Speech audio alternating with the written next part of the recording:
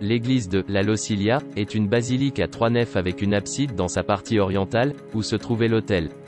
Les nefs étaient séparées par des rangées de piliers et d'arcs qui élèvent la nef centrale et soutiennent la couverture. C'est un édifice de l'époque wisigothe, construit et utilisé entre les 5e et 8e siècles et utilisé pour les premiers cultes chrétiens, puisque cette religion est devenue officielle dans l'Empire romain à la fin du IVe siècle. Il a été abandonné avec l'arrivée des musulmans dans la péninsule ibérique.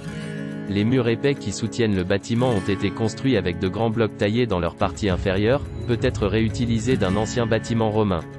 Mais en raison de la difficulté à soulever ces blocs lourds, les parties hautes des murs sont construites avec des pierres non taillées, plus petites et plus faciles à manipuler. Le toit du bâtiment est construit dans le style romain, c'est-à-dire en utilisant des tuiles de terre cuite de deux types. Tout d'abord, on plaçait les tégulas pour créer une surface imperméable.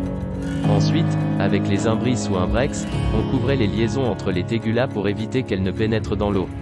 Ouvrir des ouvertures dans les murs signifie réduire leur consistance, c'est pourquoi, pour donner de la lumière et aérer l'espace, on a réalisé des rainures étroites sans vitrage qui s'ouvraient vers l'intérieur, ce que l'on appelle aboccinamiento.